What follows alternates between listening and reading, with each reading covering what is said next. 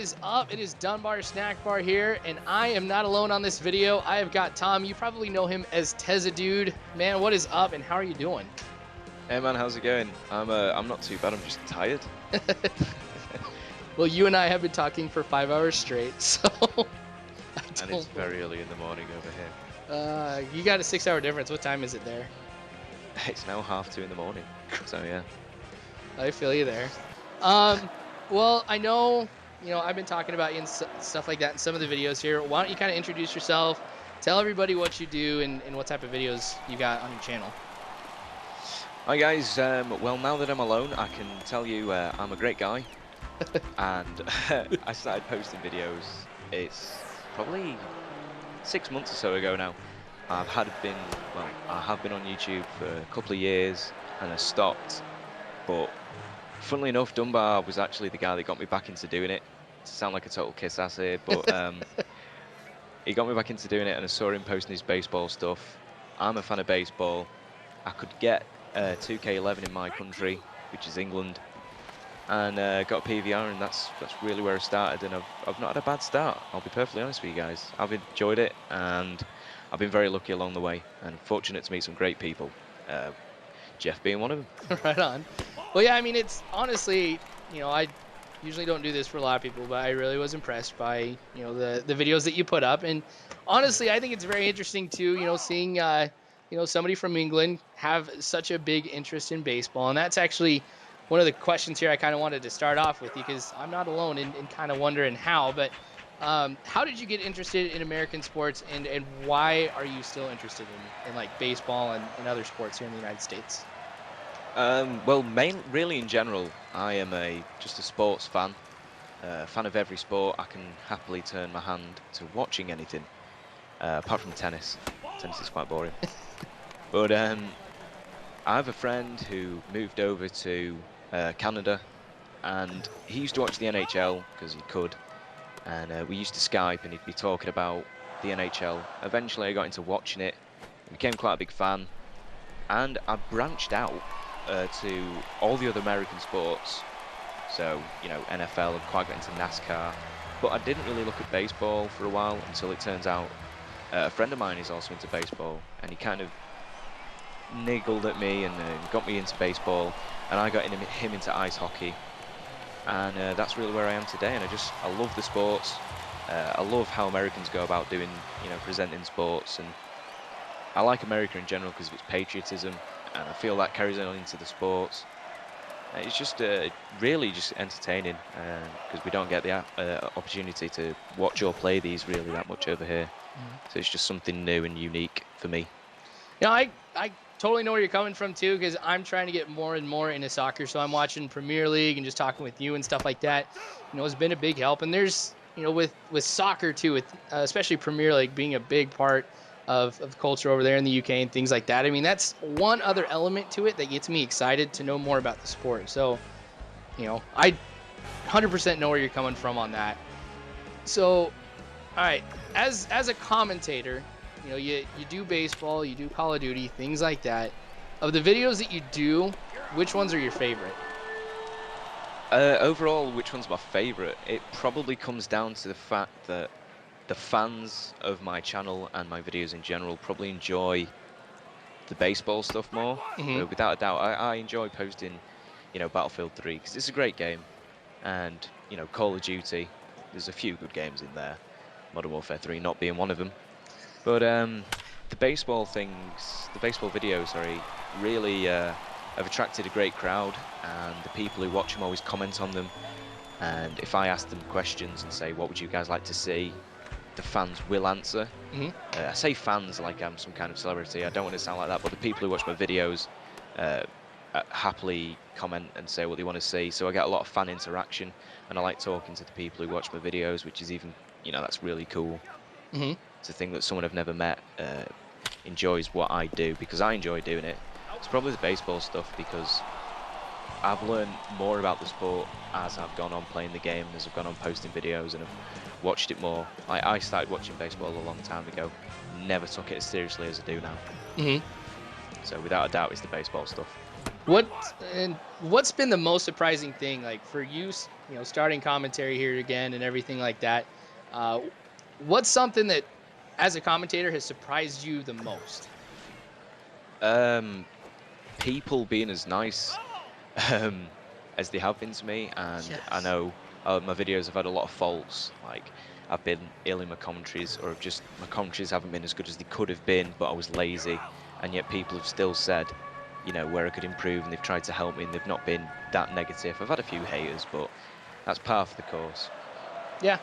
I mean, anytime you get a group of people, I mean, you're gonna have some good and some bads, and honestly, that's the same thing with me. Like, just people being engaged with what I do, just sending me messages. I mean, there was even somebody too that once I was saying that I was going to be having a baby, people made videos and were just like congrats and everything, and it blew me away. It blew my wife away too that people would be that considerate. So that kind of goes to show just how awesome people really are on the internet. Yeah, you'll get your trolls, but I'm just always impressed and amazed by how cool people can be. And I just thought it was going to be me posting videos, people watching and, giving me crap and stuff like that was really what I was thinking at the beginning. But man, it's been a good experience. Um, what keeps you making videos here? And if there's anything that would ever happen, what would cause you to stop making videos? Stop making videos, probably either a job, moving away, um, having to leave behind, you know, bits of life. Like I have home comforts at the moment, living at home. Everything's convenient for me, but if anything like that changed, or yeah, probably that really, or if there was serious issues and I just didn't feel like doing it anymore. I know someone whose grandma died, and he stopped posting videos since then. He's just never felt like it was the same kind of thing. Mhm. So something like that maybe. But what keeps me doing it is just I enjoy it. I like the fact that I can play a game, talk over it, talk about my life, talk about anything random that I want to talk about, and people enjoy the gameplay as well as enjoy me talking. So Mhm. once again, it comes down to the fans, I think. Now I know you kind of told me this and about you wanting to go into radio and things like that. Do you feel that doing commentaries helps you out? Just prepping for stuff like that? I actually do. I do feel like when I first started doing commentaries back when I had an easy cap. So this is a long time ago, when easy caps were like the best thing you could get doing YouTube commentaries. And I was so nervous the first commentary I did, and the whole time I had an easy cap, I just could not speak. Then I got a dazzle, and it was a bit better, and I did a dual series with a mate where every commentary was a dual commentary. Hmm. When I had a dazzle. Now that I'm in PVR and I've gone solo, I've just kind of found my feet really, and I can just quite easily talk, because I do a lot of rambling, do a lot of talking. Hmm. Eventually it's just come naturally, the fact that I can just sit down and say anything on a mic. Yeah. I suppose I've developed. Oh yeah. I mean, the thing about this too, it almost feels like you're a broadcaster sometimes, and I just can imagine, like, especially for somebody wanting to get in radio, that's some good experience to be able to have, because you got to be like, yeah, you make notes and stuff like that, but you really have to be quick on your feet on what you're going to be talking about next, react to what's going on, on the video and things like that. So, And also, I think you can look at YouTube almost as a bit of a portfolio. Yeah. For radio stations to look at. And one of the funny things was when I started out doing my Tony Campana series, I heard one of my friends just said, when I actually talk about the gameplay, I almost sound like a sports announcer, like actually commenting on the game. So he said I should try and do it more, but any of my subscribers will know I just can't talk about gameplay. Yeah.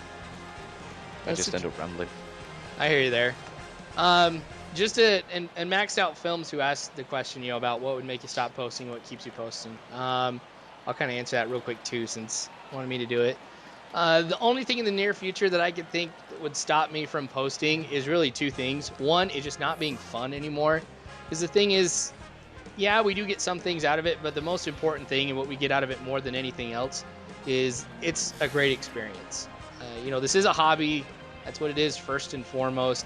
And if it starts to not being fun and it ends up seeming more like a job than anything else, I'm probably going to be spending my free time doing something else, something that is fun. So there's that. And then also too, just things with the family.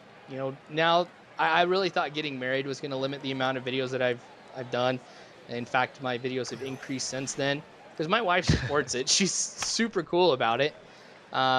You know, and she gets to see some of the stuff too that comes out of it, and she thinks it's really cool, so she supports it. But, you know, having a baby, things like that will probably put a hamper on how many videos that I can do. I mean, I don't think I'm going to be stopping anytime soon, but obviously when you have a kid, your free time goes away and your priority is to taking care of the kid. So, but what keeps me doing videos, like I said, it's fun. It's such a rewarding experience in ways I never, ever anticipated. I was thinking it'd be like, all right, well, I'm playing video games and I like to talk, so why not do both at the same time?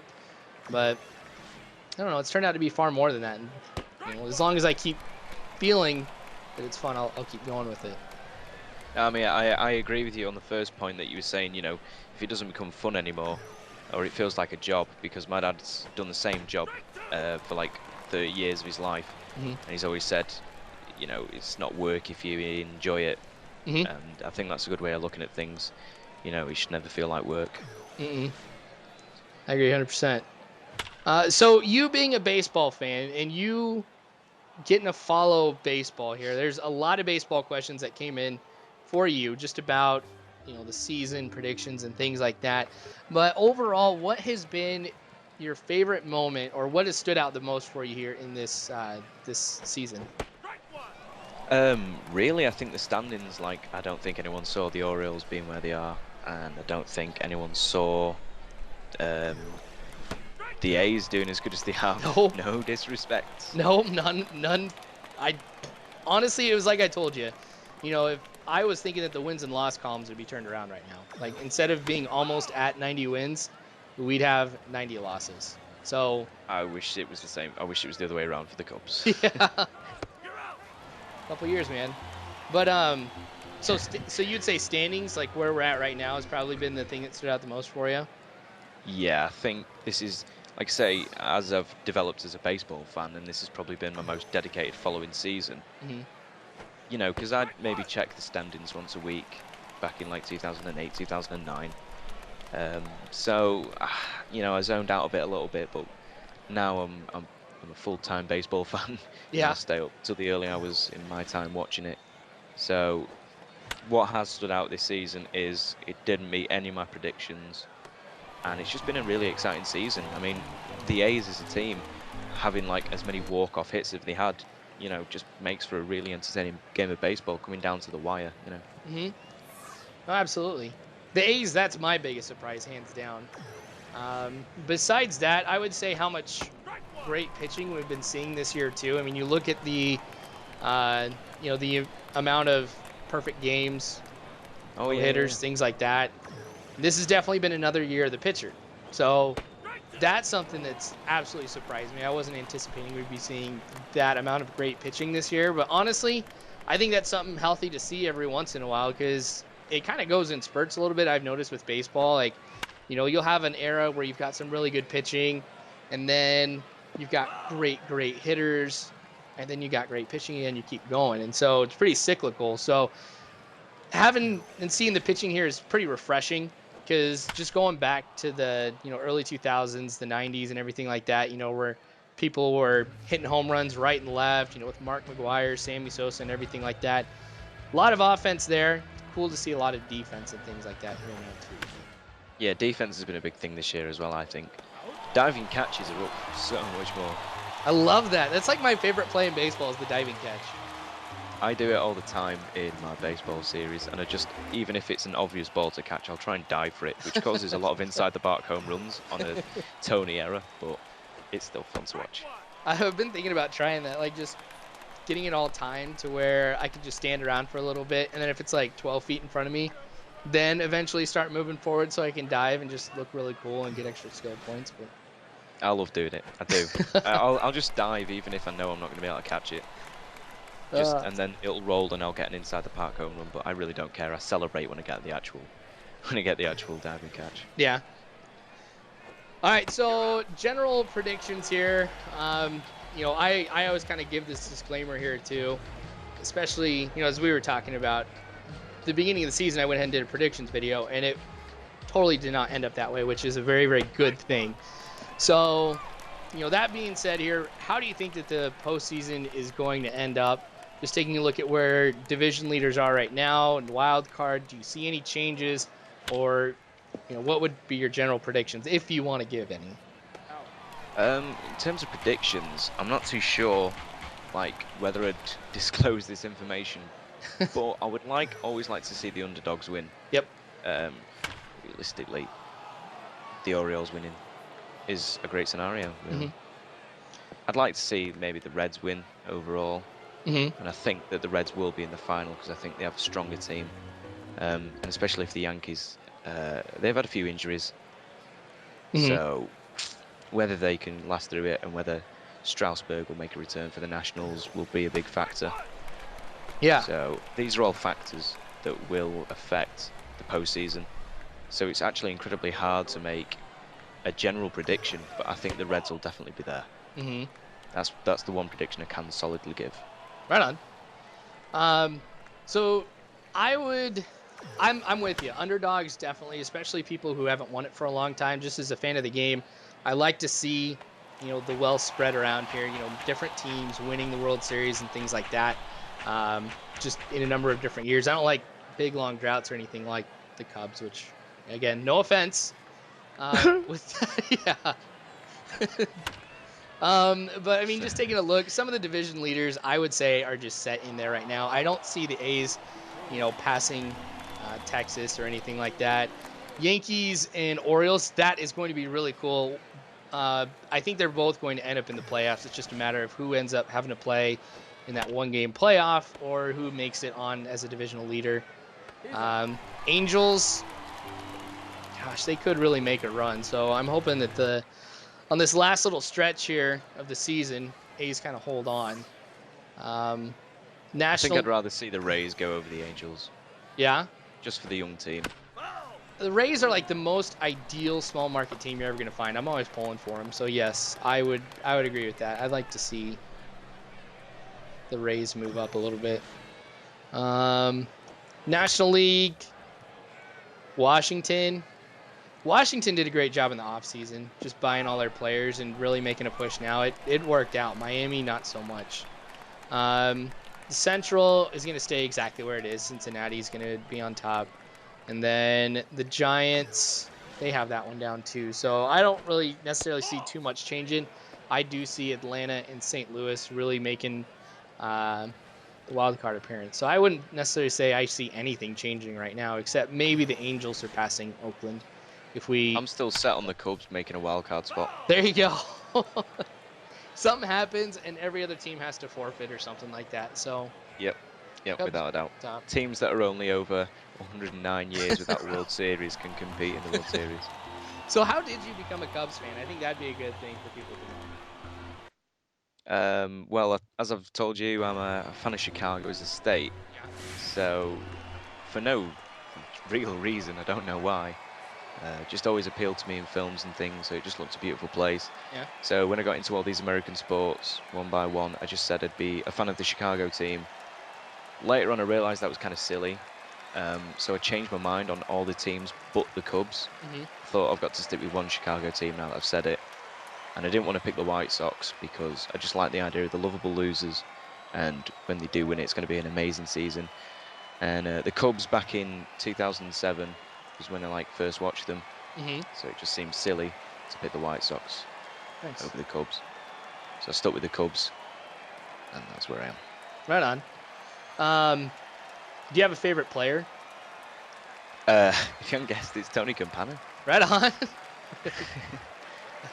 I figured. Well, I mean, in terms of just the Cubs, it's like Anthony Rizzo's a great player. Yeah. Tony Campana. In terms of general baseball, I think Aramis Ramirez, bit of a Cubs legend. He's awesome. I love Ramirez. Right on. And I quite like Joey Votto as well. I think he's kind of cool.